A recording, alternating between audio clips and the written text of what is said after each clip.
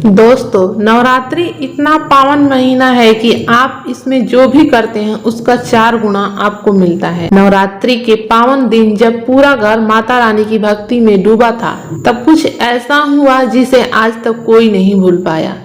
ये कहानी है एक साधारण से परिवार की, जो हर साल पूरे श्रद्धा भाव से नवरात्रि मनाता था। घर में कलश स्थापना होती थी, अखंड ज्योति जलाई जाती और 9 दिन तक भजन कीर्तन चलता। उस साल भी सब कुछ वैसे ही शुरू हुआ। घर को फूलों से सजाया गया, माता रानी की सुंदर मूर्ति स्थापित की गई। हर दिन आरती होती और पूरा माहौल भक्ति से भरा रहता।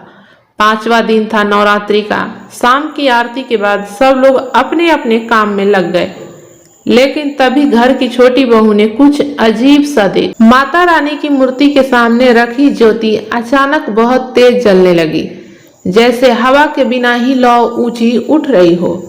पहले तो उसने सोचा ये उसका भ्रम है, लेकिन फिर घंटी अपने आप बजने लगी। वो डर गई और जोर से सबको बुलाया। पूरा परिवार दौड़कर मंदिर वाले कमरे में आया और जो उन्होंने देखा वो देखकर सभी की सांसें थम गई।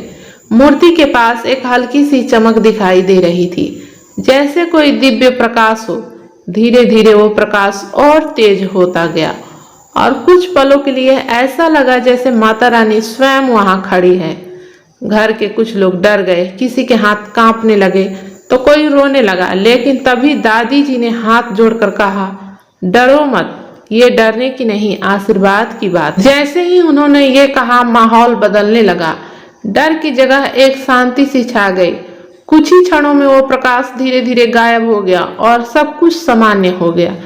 लेकिन उस दिन के बाद घर में एक अलग ही सकारात्मक ऊर्जा महसूस होने लगी। हर काम बिना रुकावट के होने लगा और परिवार में खुशियां बढ़ने लगी। जो लोग उस घटना के गवाह थे वो आज भी कहते हैं वो कोई भ्रम नहीं था, वो माता रानी का साक्षात प्रकट होना था। और दादी जी हमेशा एक ही बात कहती थी, अगर सच्चे दिल से भक्ति करो तो माता रानी किसी न किसी रूप में दर्शन जरूर देती है। कहानी से हमें यही सीख मिलती है, भक्ति में इतनी शक्ति है कि वो असंभव को भी संभव बना देती। बस जरूरत है सच्चे मन और अटूट विश्वास। कहते हैं जब इंसान की उम्मीद टूट जाती है तब चमत्कार शुरू होता है। ये कहानी है एक छोटे से बच्चे आरव की, जिसकी मुस्कान ही उसके परिवार की दुनिया थी। आरव सिर्फ 5 साल का था, चंचल, हंसमुख और सबका लाडला। उसकी हंसी से घर में रौनक थी। लेकिन एक दिन सब कुछ बदल गया।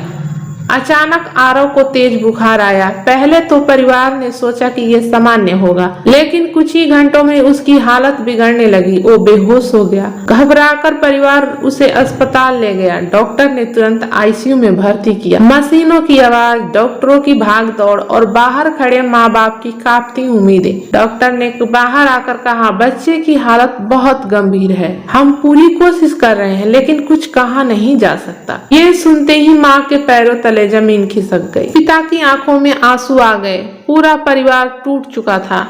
3 घंटे, 6 घंटे, 12 घंटे, हर पल जैसे एक सदी बन गया था। माँ ने खाना पीना छोड़ दिया।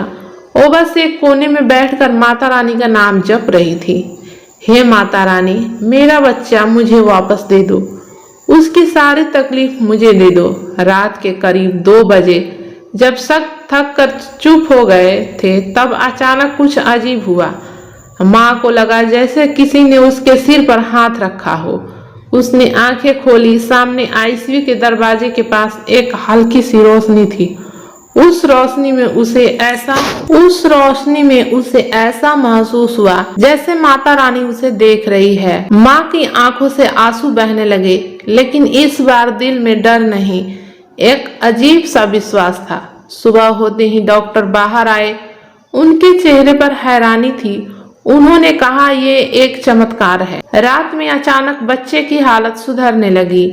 हमें समझ नहीं आ रहा कैसे, लेकिन अब वो खतरे से बाहर है। ये सुनते ही माँ वहीं जमीन पर बैठ गई और रोने लगी, लेकिन इस बार ये खुशी के आंसू थे। कुछ देर बाद जब माँ आईसीयू के अंदर गई, आरव ने धीरे से अपनी आंखें खोली और कमजोर सी आवाज में कहा, मम्मा।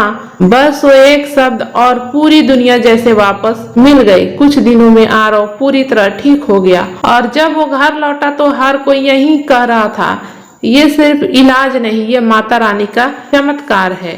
उस दिन के बाद माँ का विश्वास और भी गहरा हो गया। हर माँ बाप का सपना होता है अपनी बेटी को दुल्हन बनते देखना।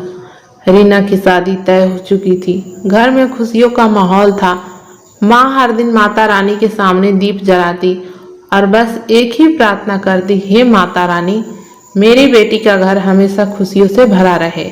शादी में सिर्फ 10 दिन बचे थे, कार्ड बंट चुके थे, रिश्तेदार आना शुरू हो गए थे, हर तरफ हंसी खुशी थी।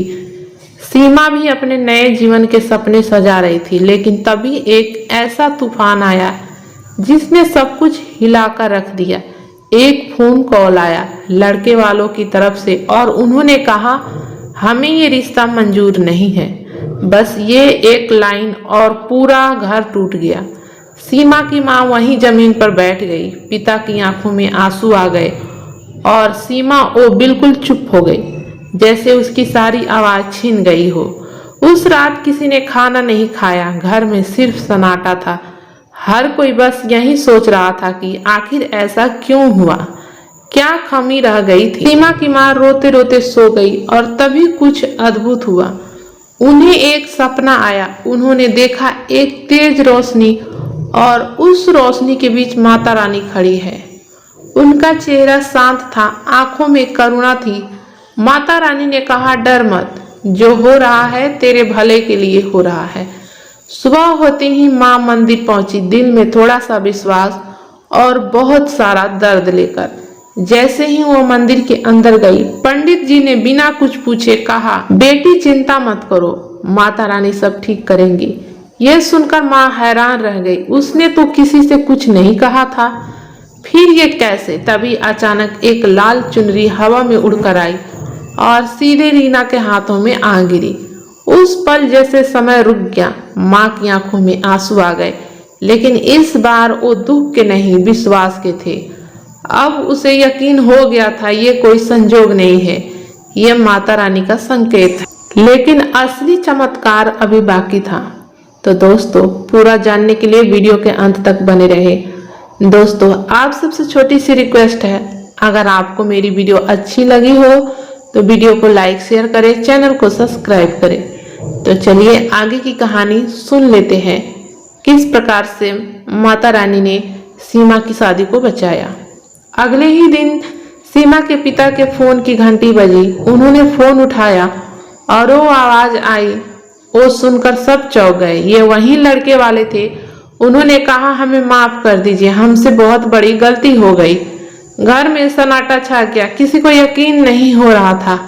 उन्होंने आगे बताया, जिस दिन हमने रिश्ता तोड़ा उसी दिन हमारे घर में एक बड़ी परेशानी आ गई और तब हमें एहसास हुआ कि हमने एक सच्चा और अच्छा रिश्ता ठुकरा दिया है। उन्होंने हाथ जोड़कर माफी मांगी और रिश्ता फिर से जोड़ने की बात की। माता रानी का चमत्कार अब सबके सामने था। कुछ ही दिनों बाद उसी तारीख पर शादी हुई। सीमा दुल्हन बनी, पूरे घर में फिर से खुशियां लौट आई। ढोल नगाड़े बजे और हर चेहरे पर मुस्कान थी।